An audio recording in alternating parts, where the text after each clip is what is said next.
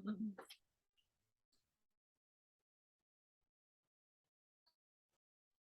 wasn't here last week. What is going on? I read up the truth.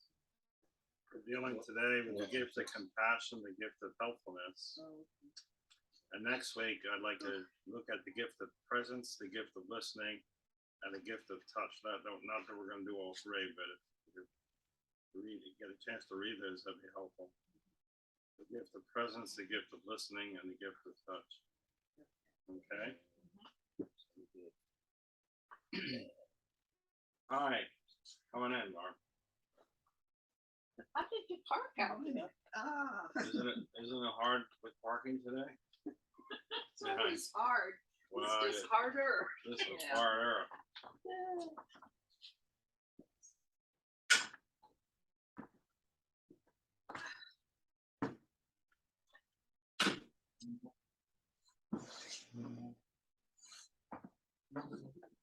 I heard a story about the Pope visiting New York City, and he got off the airplane and he got into a cab, and he was a little late getting to St. Patrick's, so he said to the cabbie, "Can you drive faster?" And the cabbie wasn't driving any faster. The Pope says, "Stop the car, I'll drive." So he gets in the car, he's driving, and he hasn't driven very far because they're pulled over by a cop because they're going too fast. So the policeman stops the car, looks in the window, and he calls his supervisor, his chief. He says, "I just stopped this vehicle for going too fast. There's somebody very important in the car." And the chief says, "Well, who is it? I want you to give him a ticket." And he says, "Who is it?" He says, "Is it the mayor? Is it the governor? Is it the president?" And the cop says, "I don't know, but the Pope is driving him."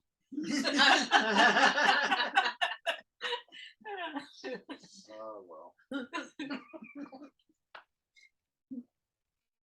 We're going to start off with some scripture today. I'm going to share with you a reading from Isaiah, the 58th chapter, verses 1 through 10. I find these verses in Isaiah particularly challenging, and they mean a lot to me because when I was in seminary, we had a scripture reading contest. Hi, come on in. Is there a chair for? Here, she can They sit here. must have gotten our signals crossed. Oh, we must have. Oh, I just assumed if I didn't hear from you that. I assumed that I would call you if I was driving. Oh, okay. All right. Well, we know now. That's okay. You know Here what? you are. You know what Here. somebody is who I assumes. know. Anyway, I'm going to read Isaiah 58. We had a scripture reading contest at Drew Theological Seminary, and this was my Old Testament reading. I have to let you know that I won that contest, and what I got was a loose leaf copy of the Bible from the American Bible Society, a $500 check. So the check made it all worthwhile. Yeah. This is from the Message. Shout, a full-throated shout. Hold nothing back, a trumpet blast shout. Tell my people what's wrong with their lives. Face my family Jacob with their sins. They're busy at worship and love studying all about me. To all appearances, they're a nation of right living people, all abiding, God honoring. They ask me, what's the right thing to do? And love having me on their side. They also complain. Why do we fast and you don't look our way? Why do we humble ourselves and you don't even notice? Well, here's why. The bottom line on your fast days is profit. You drive your employees much too hard. You fast, but at the same time, you bicker and fight. You fast, but you swing a mean fist. The kind of fasting you do won't get your prayers off the ground. Do you think this is the kind of fast that I'm after? A day to show off humility, to put on a pious long face? and parade around solemnly in black? You call that fasting, a fast day that I, God, would like? This is the kind of fast day I'm after. To break the chains of injustice, to get rid of exploitation in the workplace, free the oppressed, cancel debts. What I'm interested in seeing you do is sharing your food with the hungry, inviting the homeless poor into your homes, putting clothes on the shivering ill-clad, being available to your own families. Do this and the lights will turn on and your lives will turn around at once. Your righteousness will pave your way. The God of glory will secure your passage. Then when you pray, God will answer. You'll call out for help and I'll say, here I am. Anything resonate in that passage? Busy, busy, Say that again. busy, busy, busy. Busy, busy, busy. Well, you know, there are a lot of churches that are busy, busy, busy with right creeds and right codes and all this kind of stuff. And what Isaiah tells us is that we need really to be dealing with people in crisis situations. We need to recognize our interconnectedness as human beings.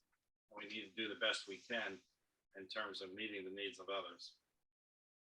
So today is compassion, and then we're going to move on to the gift of helpfulness. Let me just check. How many of you had a chance to read the book? Those 2 chapters. Anybody? Okay, I just want to know where we are. Anybody do the workbook? Yeah. No. You did the workbook? Very helpful. Okay, so we have one person did the workbook, a couple people that read the book. So we're starting from scratch for some others, right? Is there nobody on? Rosalie is. Rosalie. Rosalie's on? Yes, I am. Well, we can't see you, but we're glad you're there. Oh, okay. Yeah, I don't know why we can't see you. Probably because, let's see. Push the right button. You gotta push the right button. You gotta take the plane back. Oh, I see it. Well, see what you can do. You have to take the plane back to California and the bridge. All right. So, Can you in there? Nope. no, we still can't see you, but you're beautiful. Thank you. Yeah. Okay. There you are. are. There you are. Good morning. Good morning, y'all. It's good to see you. The gift Yes. of compassion. When I say compassion, how would you define compassion? What comes to mind in terms of compassion? Thinking about the needs of others and putting them before self, walking in their shoes, So thinking about the needs of others, listening. listening to the needs of others, I was thinking someone with a caring spirit. somebody with a caring spirit. Yes. Okay, what else comes to mind? Anything? Thinking about the welfare, but doing something about it. There's the 2 things that you mentioned as well. It's not only kind of identifying with the needs of others, but also responding to the needs of others. And that's a distinction, by the way, between empathy and compassion. Empathy is being able to walk in somebody else's shoes, right? I shared with you, I think, at one point that I had an aunt who was an extremely empathetic, compassionate person. And at the Christmas table, people would be talking about somebody and, you know, putting them down with one comment or other. And Annie Violet would say, yeah, but you have to remember what they're going through. You have to walk in their shoes. And then she'd say something positive about the person. So there was that corrective component, this empathetic to be sure, but also the sense that you need to be responsive. So we can have lots of empathy. We can see a woman crossing the street with her bags and she can barely walk across the street with her bags, or we can see a child who just fallen and scraped their knee and can feel badly for that child. I just was driving over here on a back road and I saw somebody had been in an accident and their vehicle was being towed.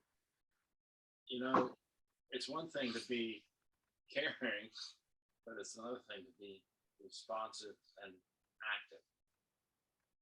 Anybody have, those of you who read the chapter, is there anything in the chapter that you kind of resonate with? Anything that when you read it, you say yes, or is there a question that you had after you read something?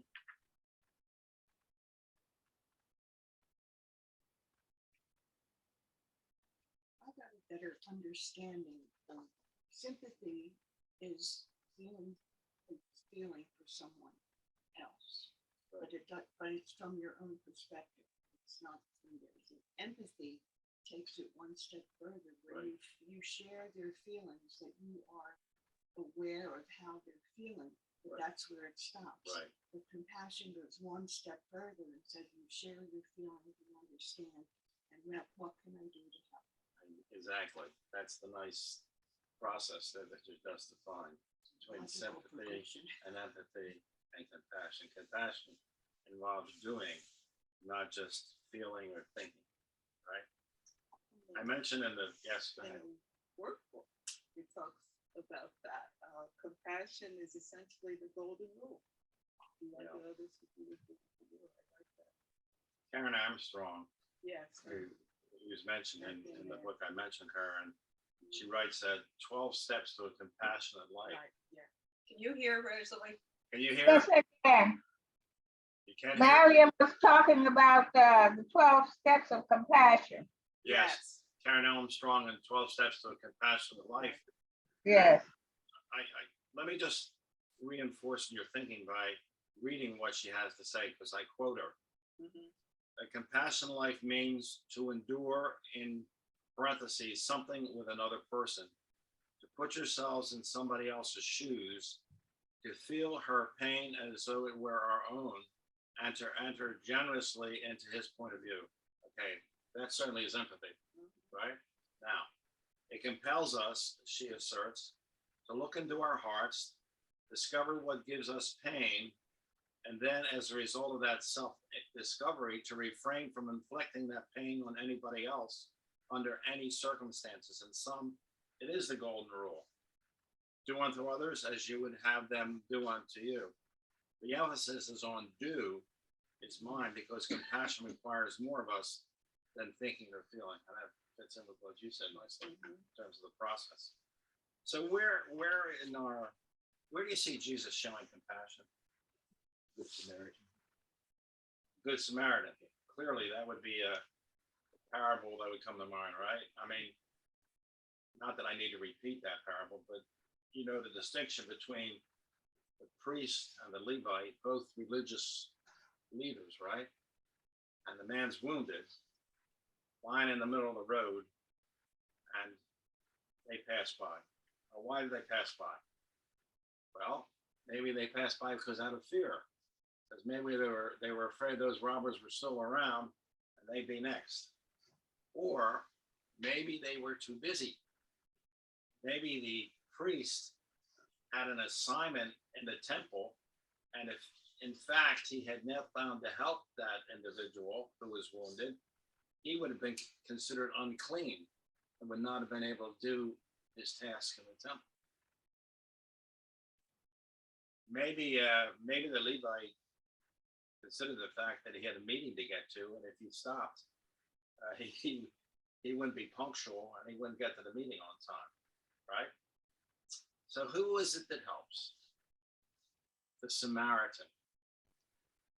And how were Samaritans viewed in the time of Jesus? Do you remember? How was the Samaritan viewed by the good Jewish person who really took the synagogue and laws responsibly?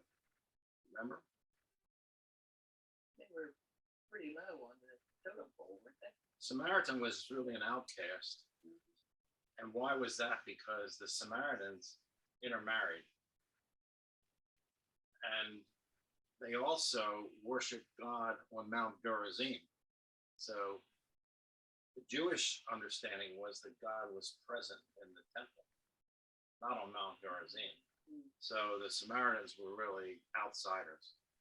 So Jesus has this way of waking, in quotation marks, the religious people up. So he uses the story of the Samaritan as the one who stopped and gave assistance to the wounded problem, right? Notice what he does. I mean, he may have had a meeting to get to, but the meeting wasn't as important as dealing with a wounded person. So the story is that he pours wine into the wounds, kind of like a disinfectant, wraps them up, puts the man on his donkey, which means he has to walk. And they go to, the so-called hotel, and the man says, take care of him and hand some money over. And if in fact it costs more than this, I'll pay you the additional sum when I pass this way again. I mean, think of compassion, right? Not just seeing the wounded person, but doing whatever could be done to assist that person. Where else do you see Jesus' compassion besides the Good Samaritan? Any place else? Have you heard stories in church or read the Bible occasionally and come up with something? That's it. The woman at the well. The woman at the well. Why was Jesus compassionate to the woman at the well? I mean, how did he demonstrate that? He knew her story. He knew her story, but he did. He knew her story. And she had been married any number of times, and the guy she was living with wasn't her husband, right? The other thing about that story is that in those days, you just did not talk to women if you were a man. You just didn't do that. And here you have Jesus, the rabbi, the teacher, who breaks the law, if you will, in order to be present to. You don't even go to the well, do you? If you're a man? You say that again? Do you not even go to the well if you're a man? Because the women No, went because to the well. women did all the work. Right. I remember taking a group of people to Israel, and one of the people on the trip wanted to go for a camel ride into the desert. And there was a guy there, a Bedouin, with his camel, and he says, I'll take you out to the desert, and you come to my tent, and I serve you tea. Well, it was a Bedouin's responsibility to provide hospitality. Yep. And where was his wife? Out taking care of the flock. She was doing all the work, and he was going to serve tea, after he gave this individual a ride on the camel out to his tent. So the woman at the well, certainly a kind of indicative of Jesus. Anybody, any other kind of? Your story about Zacchaeus, Yeah. seeing this man of low stature up in the tree trying to see Jesus, and so he noticed him, and Zacchaeus wasn't well liked in the community. So Jesus saw him and come on down and made way for him to be close to Jesus. Shall we sing that song? Oh, we did that already. And it was recorded. Well, certainly, the Zacchaeus story is one of recognition that here Zacchaeus was clearly a lost individual, really struggling with meaning in his life. That's the thinking, feeling part, if you will. The doing part is saying, I'm going to your house today. And it's actually that encounter, that engagement, that acceptance of this guy who is a social outcast because he makes his money from the poor, works for the Roman government, the enemy. So his life is transformed by the compassion, if you will, that Jesus shows to him.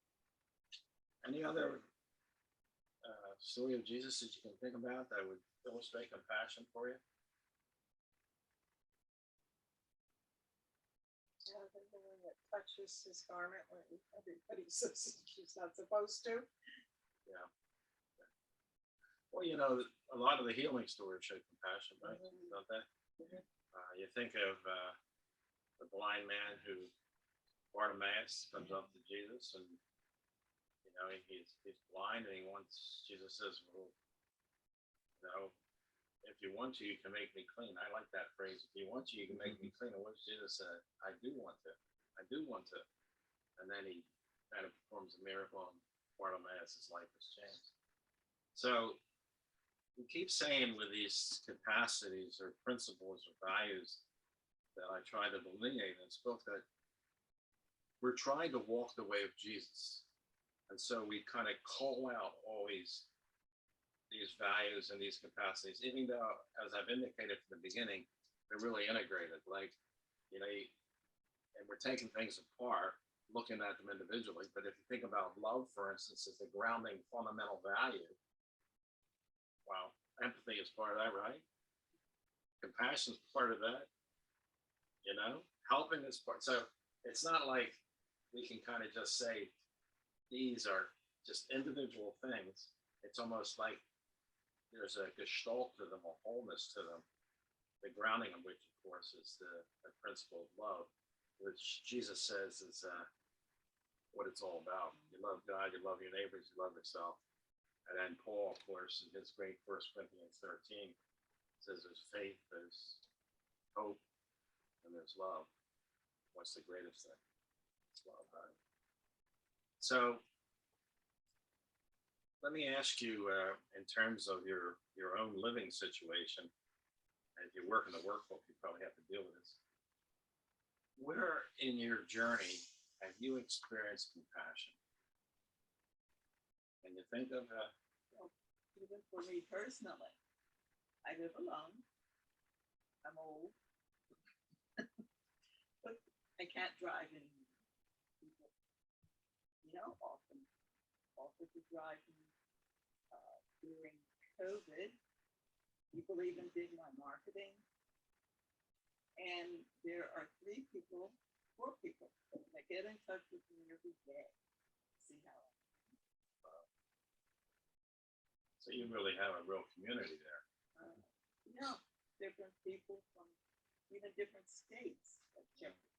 So they know who you are, they recognize your dilemma, and they not only call to see how you're doing, but there are those who concretely will attend to your needs. So it's the thinking and the feeling and the doing, right? The doing part. Jim, if you know Miriam, you know it goes both ways. You what? If you know Miriam, you know it goes both ways. Oh, yeah. I They're see. getting it too. So Well, it's yeah. sharing, right? Anybody else have a concrete example of when you received compassion?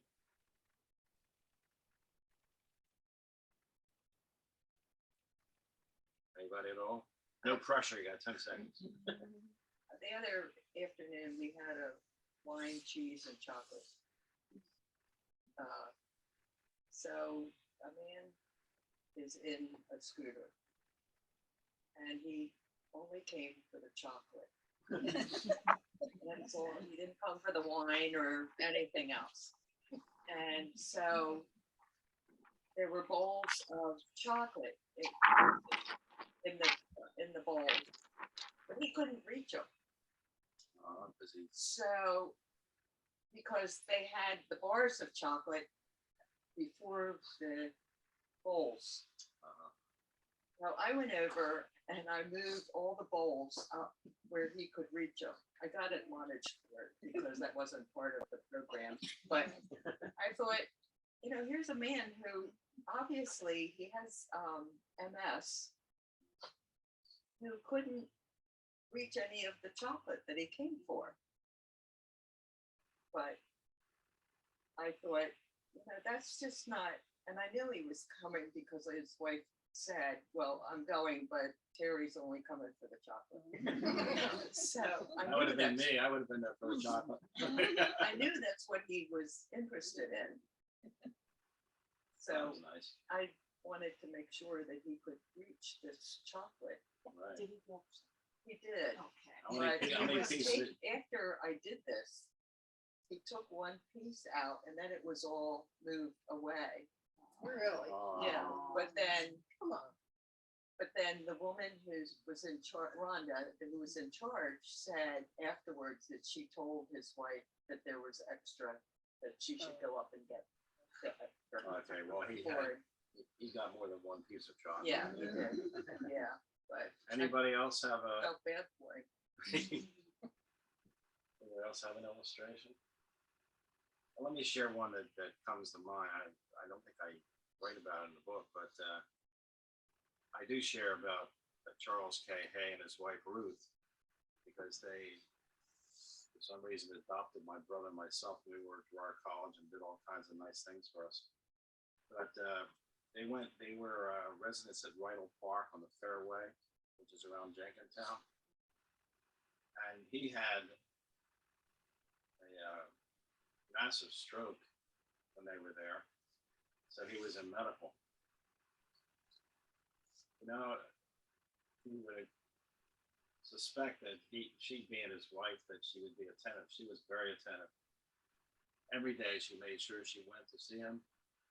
And he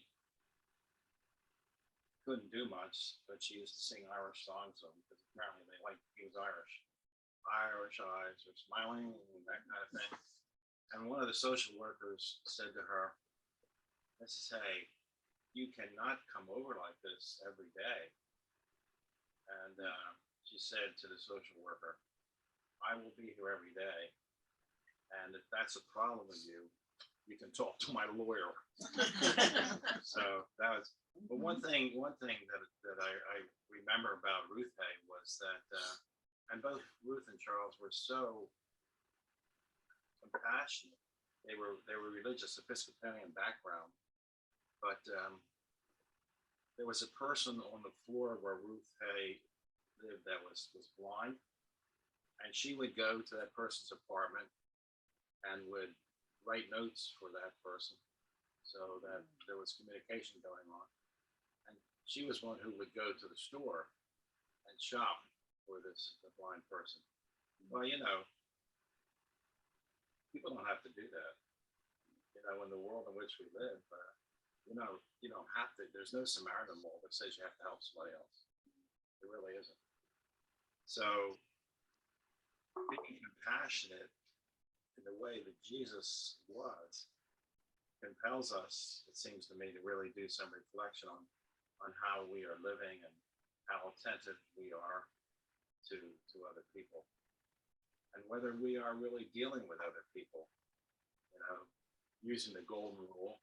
Or Confucius actually had the golden rule, but he used it in a negative.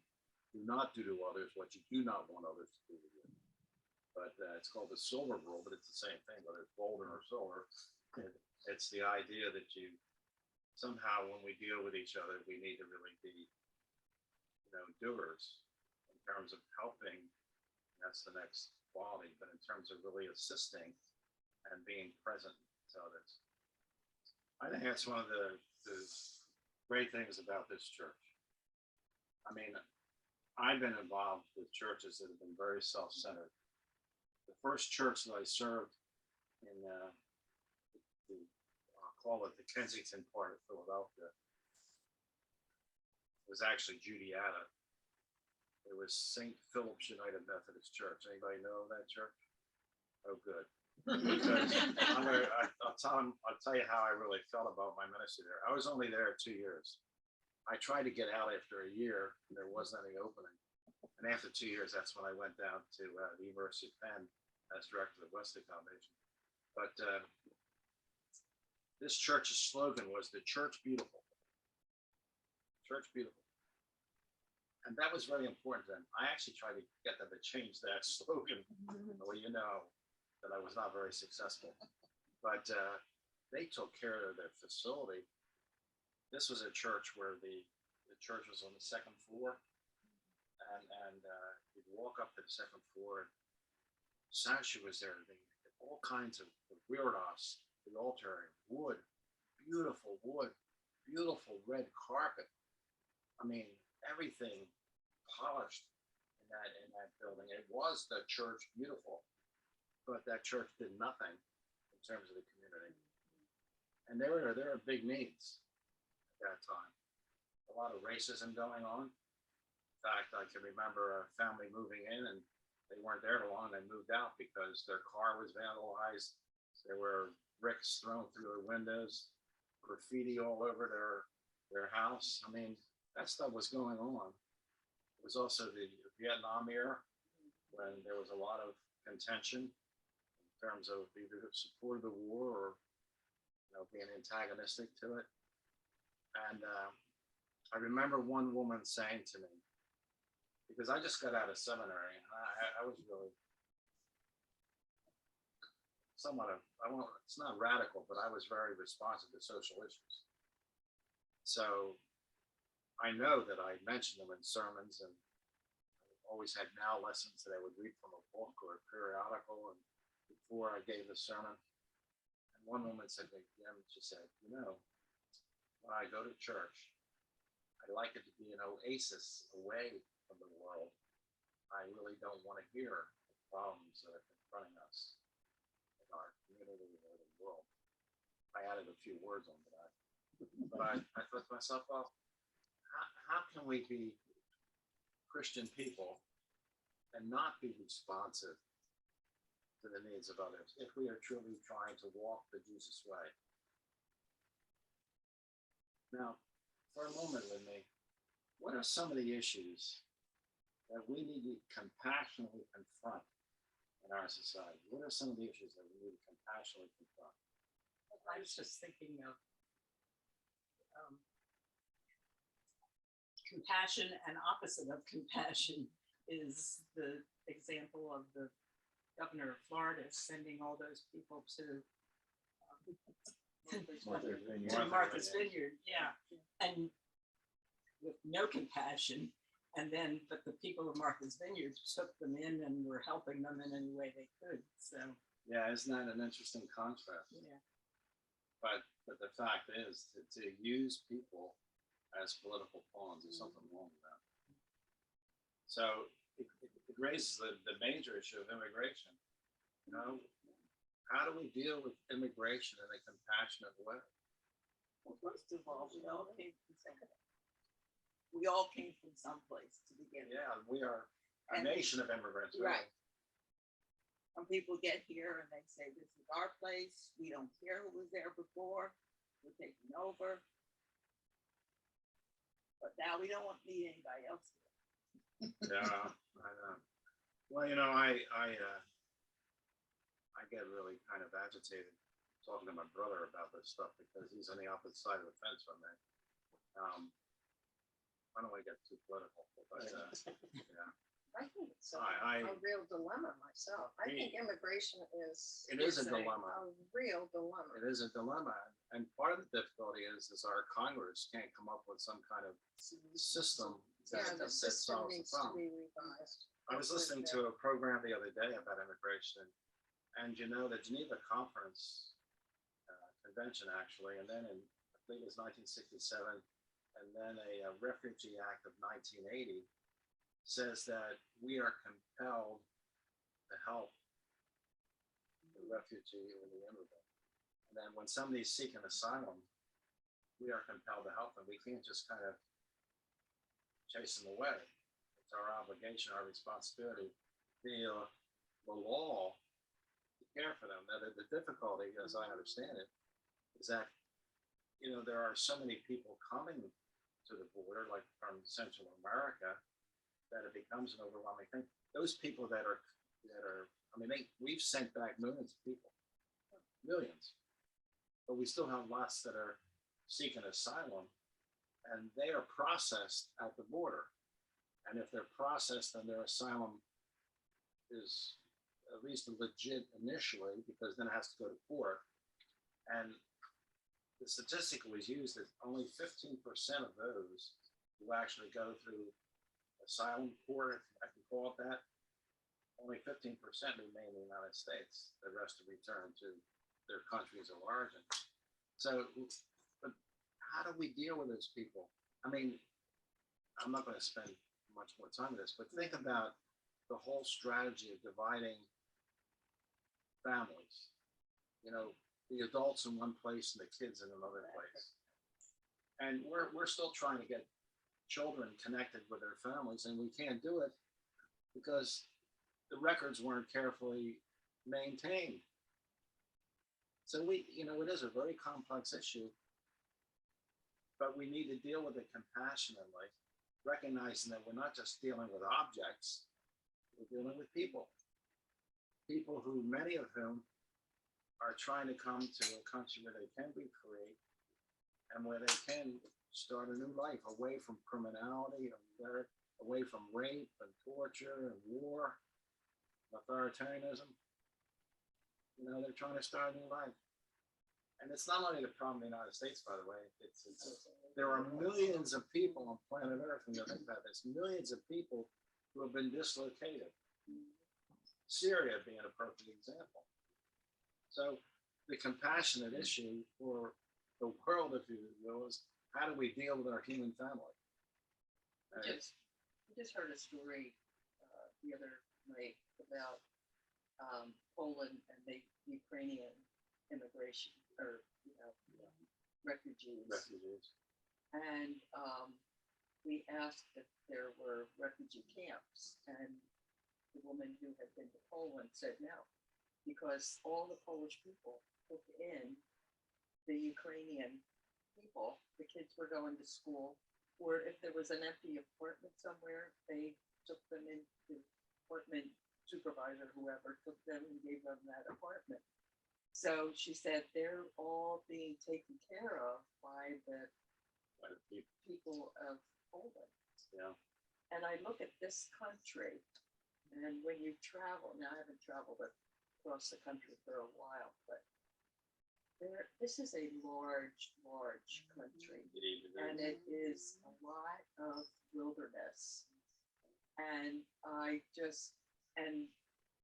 feeling is that these people that are coming from Central America and Mexico or wherever they're coming from are doing jobs that nobody in this country will do. And so if you send them all back, who's going to do those jobs? Well, that's a good comment there. And again,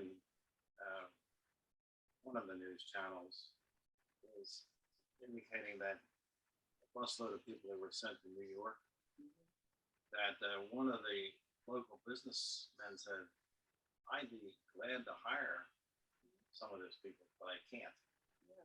So they're in a situation where they have no resources, and they're seeking asylum.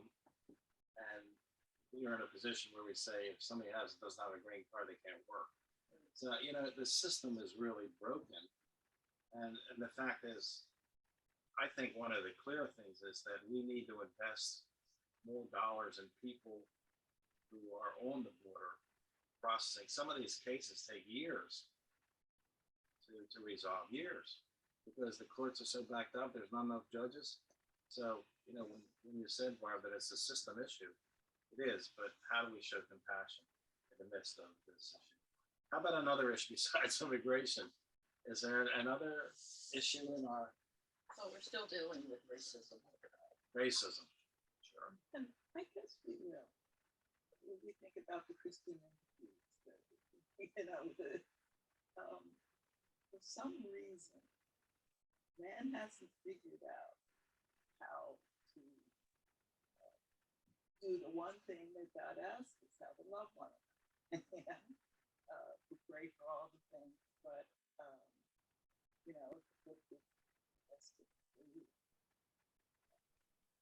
don't walk as well or whatever, and you're different. Well, I don't like you. I don't need to be.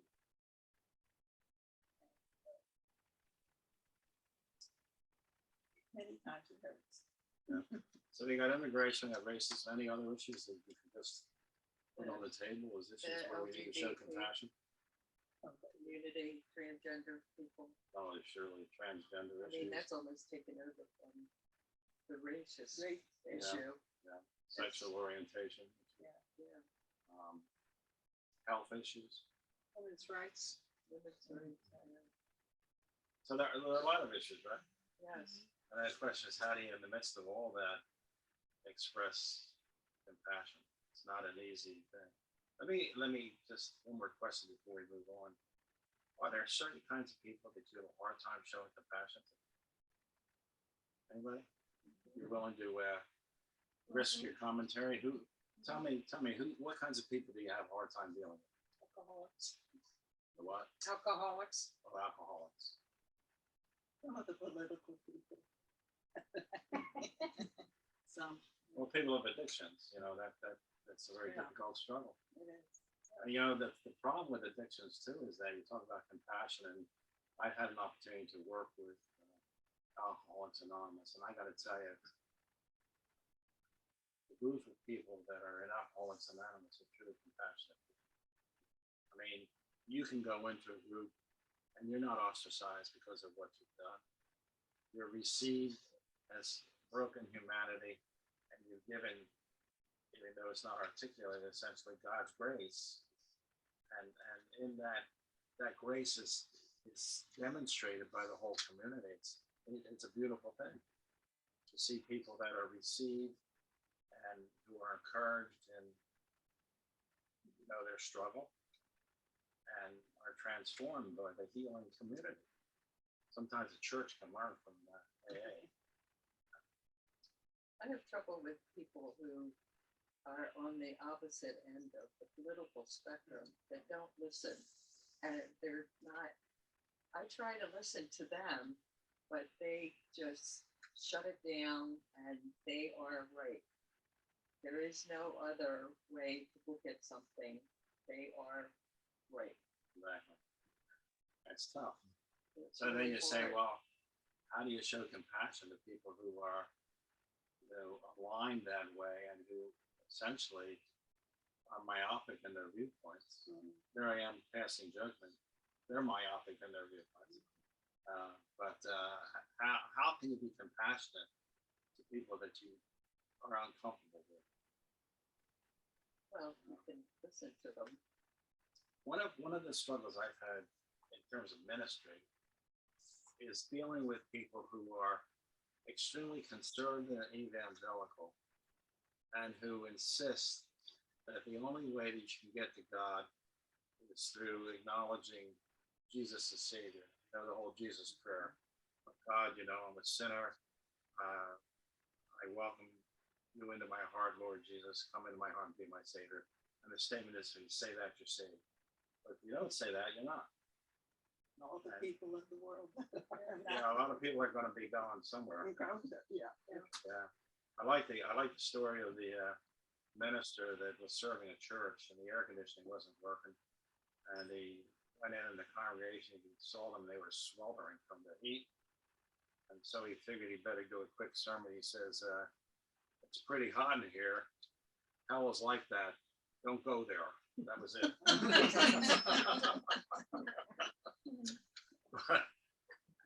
I'll end this section before we move on just by a personal story, which I probably have told you before in a group setting. But when I was a campus minister at Drexel, where I became dean of students, there was a group on campus that was extremely conservative evangelical. And in order to be able to speak to that group, there were about 17 things you had to agree to, like the literalism of the Bible and, all those things. I was never asked to speak to them. But I did teach a course there one summer, Introduction to the Bible. And I used a book by a professor from Union Theological Seminary and an eminent biblical scholar. And there were 11 or 12 of these kids. And they kept insisting that this guy wasn't a Christian. That, this scholar was not a Christian because he was opening things up for other considerations. So I had two of these guys come to my office, and they sat down and they proceeded to tell me that I wasn't a Christian. And I listened to them for a little bit. I found myself getting very angry, and I don't get angry that often, but they were confronting me without knowing who I was. And I finally had to say to them, Jesus is very important to me. I may not view Jesus the same way you do. The problem is that I accept you as you are with your thoughts and your feelings and your theological underpinning. I believe that you've owned that and you find comfort and strength in that, that's fine. But the problem is you can't accept me. And I said, what you're doing is you're creating, you know, an idolatrous situation here. Namely, you're worshiping a particular viewpoint with no flexibility whatsoever. And by the time I was finished with my little presentation, the anger was up here in my throat. Ever been that angry? I only a couple times have I been that angry. One time was in the fraternity too, when I stood up to talk against the blackball system. The blackball system was that we took a vote. One member of the house put a blackball in, that person couldn't be appointed. And there was this guy who was the greatest guy. One guy had some kind of personality issue with him, and he put a blackball on it. And I had to stand up and say something. And then another time was paddling, which was still in vogue at that time, you know.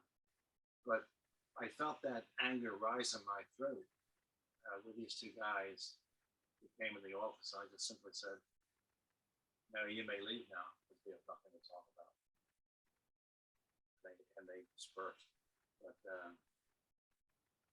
that's the kind of positioning that I have a difficult time dealing with. People that won't allow me to be me, especially if I allow them to be them with their thoughts and their feelings and their struggles, then accept the fact that, you know, I'm a human person who operates under the Christian ethos, and that I find Jesus the Christ very important for my journey. Please don't tell me that I'm not a Christian because I don't see it your way. Very frustrating. We got to move on beyond compassion. We're not going to get through helpfulness. So the next little chapter in here is the gift of helpfulness, which in a sense, you know, we see this being realized in the other qualities that we've examined. And I believe that the California person said this last time in terms of helpfulness. Didn't you say that somebody worked for Giant and had a red shirt? Yes, I did. And wasn't it Two the members front? of my family that work for Giant. Right, and the front of the shirt said, "Can I help you?" Yes, And the back of the shirt said, "Yes, I can." yes, it did. That's what I remember that because I use that in my book too. I know. You'll put a chapter with it. Yeah. In fact, I went into Giant one time. They had these shirts on. I couldn't find something I was looking for, so I went up to one of the Giant people that was working, one of the associates they call them, and asked for help. I said, "Thank you very much, because your shirt says you can help me." I was standing beside my grandson one night, and someone said that to him. And he said, "Yes, I can." Uh-huh. What do you? I mean, we can all define helpfulness. What does it mean to be, you know, give the gift of helpfulness? What is helpfulness really? What is that? How would you define helpfulness? Service. Being of service to somebody else? Being of service? Okay. Any other? Being of service where they are, not what you think. Uh-huh. Yes. Good- good experienced distinction. that. Being of Yes. service Yes. to the issue that the other person is confronting, not to something that you're superimposing upon them, Right. assuming they need help with something when they don't need any help at all. They're lying on the floor and want to help them. Have you ever had an experience of somebody wanting to help you and you don't really want help Oh, yes. because you haven't had a problem? There's no problem when somebody wants to be helped. You know? Well, I always check these words out in the dictionary or go online before I come. And it says help is making it easier for, in parentheses, someone to do something by offering one's services or resources. So essentially we said that. But the key is making it easier for someone to do something by offering them, your services or resources. And the synonyms would be assist and aid, help out, lend a hand, that kind of stuff. So let me ask you, where has somebody been helpful to you and you really appreciated their help? Let me start off by asking all of us, has anybody ever helped you? Anybody has never been helped? Is there anyone that has never been helped? Okay, good. Then we're on common ground, right? So where have you been helped? And it really made a difference. Right here, Bruce helps me to attend the Tuesday morning Bible study. Oh, I there you can't go. drive anymore. He's picking me up, and last Sunday before last, no, this past Sunday, I wasn't feeling well. And we had to help him cross the street, and the whole story, but I walked out here like people are wondering, what did they serve in there? Like, it helps me. Sure. Yeah. Makes a difference. Who else wants to tell a story of being helped? Anybody? I've been helped so many times, Yeah. just by people's presence, I wouldn't be able to pick out one thing. Well, that's fair enough. No, You've been helped so much by the presence of others. Well, anybody else want to share that question? I'll share. Go ahead. When I moved into my house, this was like 20 years ago, but I had some people to help to move my furniture into my house, into this house that I'm in now. And had a queen size bed. And I have a curb on my stairway going upstairs. And these two guys, they were just two guys with a truck. But they said they could not get the mattress upstairs. And they said, oh, you may have to cost, do something with the store and get a new mattress, all that stuff. So I had a girlfriend, when I told her my dilemma, she said, oh, that mattress will go upstairs. So she came down and we took the bottom covering off the mattress. I mean, she came with a hammer and whatever. And I don't know what we did, what else she did, but I know she and I got that mattress upstairs on the bed. And when she made it look so easy. And that was a great help. She just, took a lot of tension out of my life, and I will forever grateful to her for that. No, that's great. That's great. Yeah. there are so many of these old houses that have that, Yeah, on the that's second floor. And my grandchildren have had this same problem. The mattress will go up because it'll bend. It's the box spring that won't go. And what do Yeah, you, well, maybe that's what it was. Yeah, probably was. yeah, that's a Sometimes major problem. sometimes if there's a big window, people take the window out and Yeah. put them up through the window. Well, I think it's fair to say that all of us at some juncture in our life have been helped. I mean, that's just the reality. When you're going through school, somebody helps you with your subject matter. I've been blessed many times by people who have touched my life with gifts that they've given me, for instance, at times when I needed things. I'll tell you one thing in terms of, again, from ministry, I've come to realize that it's not always easy to help people. Years back, I was involved with the People's Emergency Center, which a fellow by the Bob Edgar, you might recognize that name. He was congressman, Delaware County, and we started the People's Emergency Center for families, couples, and single women for weekends. And we used the church building above 32nd Asbury, where I was minister, Asbury University United Methodist, and we made the whole first floor into kind of like a homeless shelter. The former classrooms we made into bedroom areas, and our fellowship hall, we served meals. Then we had an office where the staff would actually sleep in the nighttime and make their phone calls and stuff like that. But I read a book at the time, The Difficult Business of Helping. And it's really true, because the People's Emergency Center is a perfect example. People wanted things. I mean, they wanted cash. And the first thing they would do is go and buy cigarettes. And the second thing is buy alcohol. I mean, a lot of these people were living on the streets. That's what they wanted for a resource, money to be able to get those kinds of items. I remember one mother who had 4 kids, and what she didn't want milk, she wanted cigarettes. And you think to yourself, wow, we're trying to help these people. But helping is very difficult. I remember my son Stephen was with me on campus, and we walked by some stores, and this elderly fellow, clearly homeless, says, "Can you help me? I'm hungry."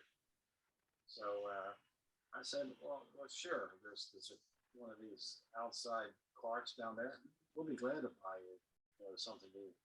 And his comment to us was, "I don't want that stuff." So it's not always easy to touch the lives of others and be helpful to them. So it's when you're not meeting their need, what they see as their need or want, they see you as kind of not being a very helpful kind of individual. I hear a lot of young ladies of today saying, "I don't know what's wrong with men. They're just not like they used to be." Yeah. However, I've also seen they don't want men to open the doors for them and say, "I can do it myself. I'm strong enough Oh to do yeah, that." yeah. I can remember on a subway, there a woman was asked, here, man got up to give her the seat. "I don't need your seat. I'm strong. I can do it myself." So sometimes. Exactly right. Exactly right. There's the side of graciously accepting Exactly. help too. Exactly. Yeah, And we're asking for help. we're at. Well, asking for help is It's a a hard. difficult thing sometimes for Yeah, people. Well, I mean, you want to feel strong. You don't want to be. I mean, I used to say to students when I talked to them when I was doing students, I had to talk to the students and the parents. I said, too often people think when they ask for help, it's a sign of weakness. It's not a sign of weakness; it's a sign of strength. I said, on campus, you have all kinds of resources that can help. You got tutors, you got a health center, you got a counseling center, you got vocational career counseling. So many resources that can be useful to you in terms of your pursuit of a solid education and wholeness of self. But you got to reach out and ask for help. And too many times people are hesitant to do that. Again, it's weakness, and it's not weakness. To me, when you're able to recognize that you need some help and to be able to share that's a real indicator of strength. Let me close with one illustration. I was with my stepson Riley at Springfield Mall, and this lady came up and said, "Can you help me? I need $5 to get gas." Well, I got to tell you, as a minister, I've had all kinds of people through the years asking me for things, wanting money from the church. And the stories are beautifully contrived. I got to the place where I knew what was going to be depicted in the story, but I always was amazed by the nuances that people could spin on those things. So, initially when this woman came with $5 and asked for this, I thought to myself, oh, sure. I began asking a lot of questions. Where's your car? How come you ran out of gas? Is there a gas station nearby? How come you only need $5? And after she answered all my questions satisfactorily, I was reaching for my wallet. Lo and behold, my stepson, had a $5 bill in his hand and was giving it to me. And here I was, the questioner, and my son was the spontaneous respondent. And I came to the conclusion, ministry, it was much better for me to help somebody, even though I thought I was being used. Much better not to miss the opportunity of helping somebody who genuinely needed it. I had a mother and her daughter come to church when I was at Lima, and they said they needed some place to stay. They were in town for a funeral. And we had this set up with the motel down the street. I don't even know what it's called anymore, right at the intersection there of Route 1. And so I said, well, we'll be able to help you for a night. I went down, and the receptionist says, "Can I talk to you for a minute?" So she took me in the office, said, "You're being used." Said they have this gold card they used to rent the car they're in. They used it to kind of stay here last night. They ordered food on that card. You're being used. So I thought, oh wow, this is one time I'm not going to be used. So I went out and said to the person, I said, "I'm sorry." I said, "You lied to me, and I really can't be helpful to you now." Would you believe that person actually followed me to my house somehow and knocked on the door? Really? And said, "You really can't help us?" And it was, it was just amazing. But helpfulness is not always easy. You got to recognize your need for help. You got to be gracious when you receive help from somebody. And helping somebody, sometimes that's getting awkward and difficult. Because you're trying to meet a want when it's not the want. There's a need underneath the want. But suffice to say, as Christian people, I think we always have to try to be helpful people. What I call the caring members of the caring party. I'm Republican or Democrat or Independent. The caring party. We do well if all of us were members of that particular party, right? Let's end with a prayer. God, we're grateful to you for the life that you have given to us. Every day is a gift. Every day is special.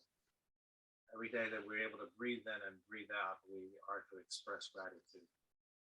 Enable us to open all of our senses so that we might drink deeply of the stream of life and appreciate the beauty of nature and the beauty of people.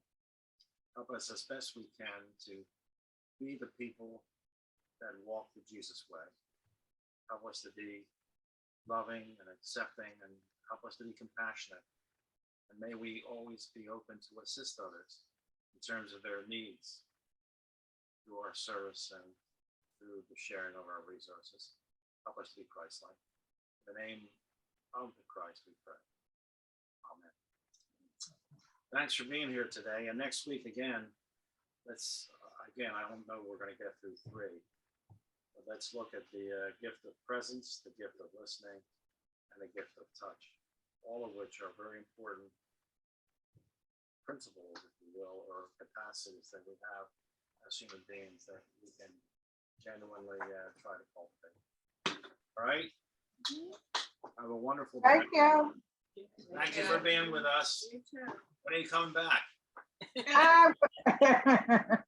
Okay, have a good week, everybody. You too, Rosalie. Okay, Take care, Rosalie. I will.